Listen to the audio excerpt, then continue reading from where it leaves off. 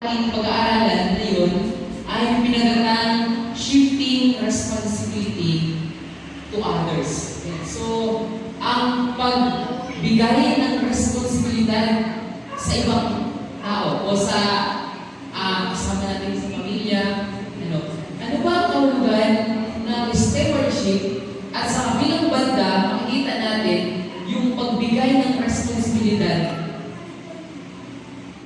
Sabi po dito, kung ating pong babasahin, meron po kayo, chapter 60, those Sabbath-keeping brethren who shift the responsibility of their stewardship into the hands of their wives, while they themselves are capable of managing the same, are unwise and intransferred is peace to God.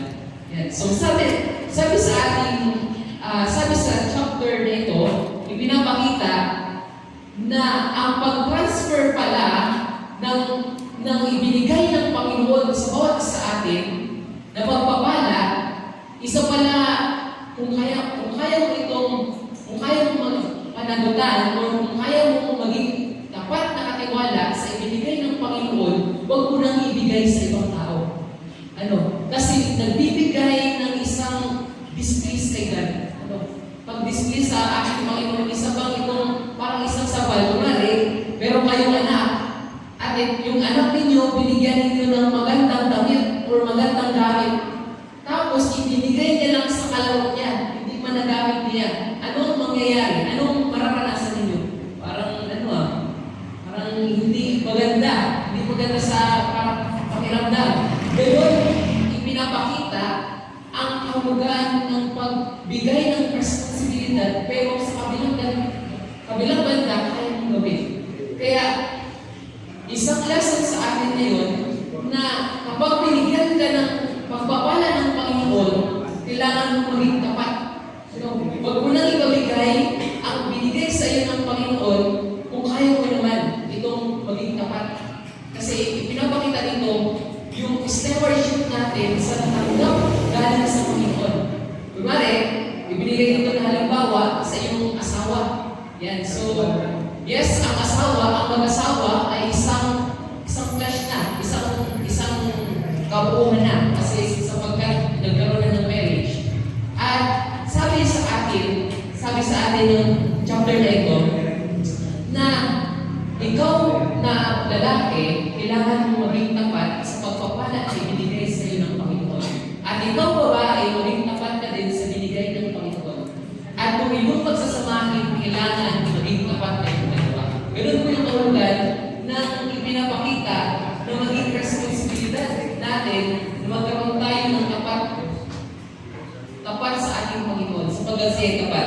At nais ko magbigay ng 3 punto upang i-summarize ang lahat ng mga bagay na ito. Sabi dito, we are stewards of God's resources and we will be held accountable of how we manage them. The passage warns us about the dangers of shifting our responsibility to others, whether it be our wives, children, or others. At unang punto po ay God's steward is non-transferable. Pag sinabi po natin transferable, sinabi sa dictionary, it means an item, right, or document such as a ticket, voucher, or contract is legal constricted to us only by original owner.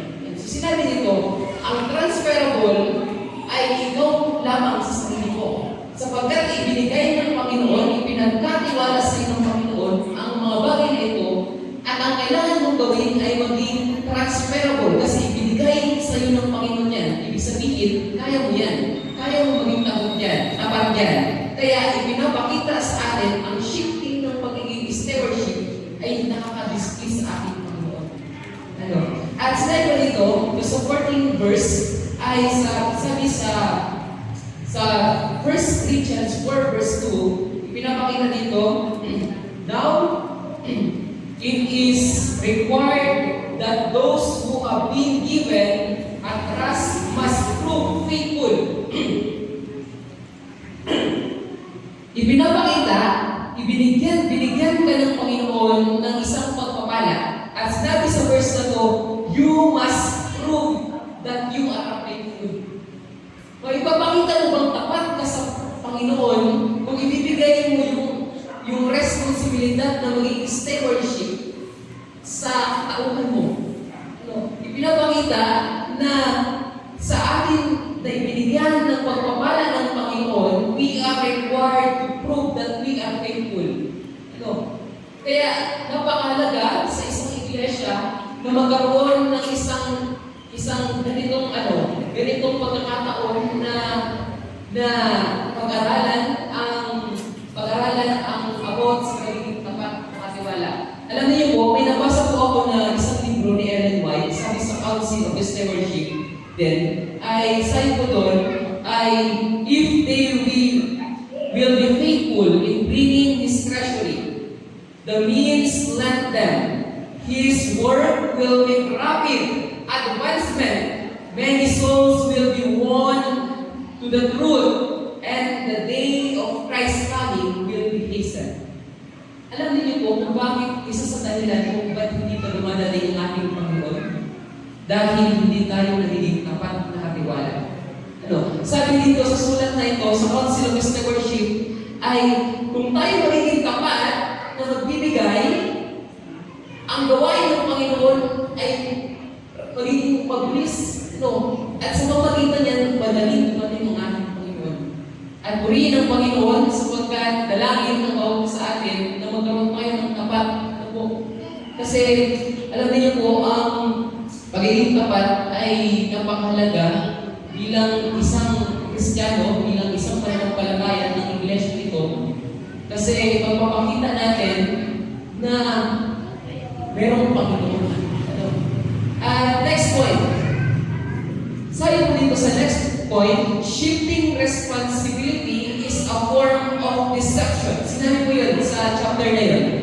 Transferring property to avoid responsibility is attempting to deceive God. Yan. So, binigyan din ng isang halimbawa ang isang magulang na ipapamana, meron po ba kayong kanya? Ito, tanong, may area po ba kayo? May lupa, may bahay, may building, may maraming pera?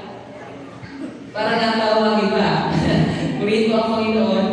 Yan, so, ibinigyan po ng halimbawa ang isang magulang na magpapamana ng ari-arian sa anak. Ito, questionable po. Shifting or pagbibigay ng responsibilidad na ibinigay sa iyong Panginoon. Yan. Ikaw, ang magulang, dahil mahal mo ang anak mo, bibigyan mo ng mana. Pero sinabi sa ating second point, at sinabi din sa chapter na to, shifting responsibility is a form of deception. And so, kailangan maging matalino tayo bago natin ipamana ang ari-arian natin. Bakit? Diba, ibigyan ka ng Panginoon ng negosyo. Tapos, ipinamana mo sa iyong anak. At ang iyong anak, sabihin natin magaling din mag-handle, pero sa kabilang banda, hindi nagiging tapat, hindi nagbibigay ng dapat sa Panginoon. At ito ang isang ibinibigay ni Ellen White na isang lesson sa bawat sa atin. Maging responsible sa bagay na ibinigay ng Panginoon bago natin ibigay sa ating mahal sa buhay. Kaya isa sa pinaka-mahirap gawin ito. Bakit? Kasi ito na yung isang pagmamahal o pagiging tapat. Yan. Kasi mahal mo yung anak mo eh. Kung sa kabilang banda, compromise mo yung pagiging tapat mo sa Panginoon. Kaya unahin natin ang Panginoon. At bago tayo gumawa ng plano, ay kailangan natin isang huli sa Panginoon. Panginoon, ipapamahal mo sa anak ko yung aking sapatos. Kailangan din magamit sa mga sa ito. Yan. So, kailangan, mahalaga, na ipanalangin mo sa Panginoon kasi walang imposible si Panginoon na magkakaroon ng magandang naidulot yan. At sabi dito, ay God's eyes see us through our motives and intention. At makikita din ng Panginoon kung ano ang intention natin sa bagay na ipagkakatiwala natin sa ating mga anak, sa mga asawa, sa bahay natin sa buhay. At third point, sabi dito, faithful, sabi mo na sa Galatians 6 verse 7, sabi sa atin ay, do not be deceived. God cannot be mocked. A man reaps of what he saw. At ibig sabihin, kung ano ang ating tinanim, hindi na ating nananingin. Kung hindi tayo naging tapat sa Panginoon, ay hindi maganda. Hindi na mangyayari sa atin. Kaya ang kailangan natin, maging tapat tayo sa Panginoon na ron. Kasi sa araw-araw na ginawa ng Panginoon, naging tapat siya sa atin. Okay, third point. Ito maganda. Faithful stewardship is our duty. Yan, so, ang tapat na pagiging katiwala ay isa nating duty. Yan, so, maging aware po sa atin, maging aware tayo. Tanungin natin ang ating sarili. O ba ay isa pa rin tapat na katiwala ng Panginoon?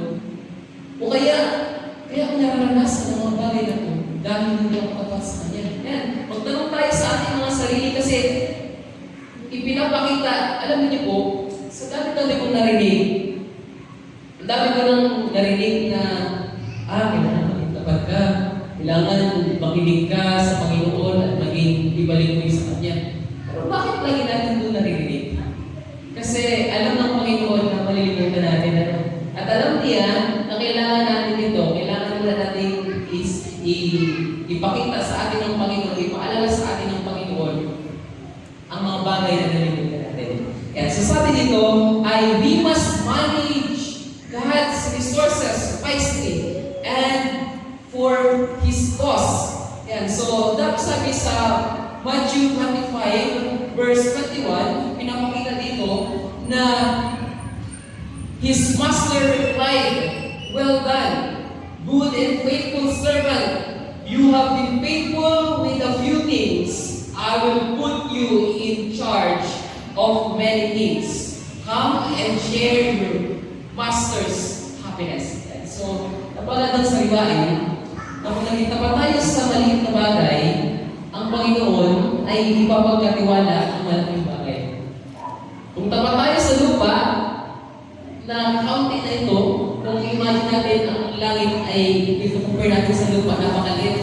Kung naging tapat tayo sa pamumuhay natin sa mundo ito, ipagkakatiwala ng Panginoon ang pinakamalaking pagpapala dun sa langit ito. Purihin na natin ang Panginoon sapagkat kailangan natin maging tapat. Isa itong sakmal sa bawat isa atin kahit na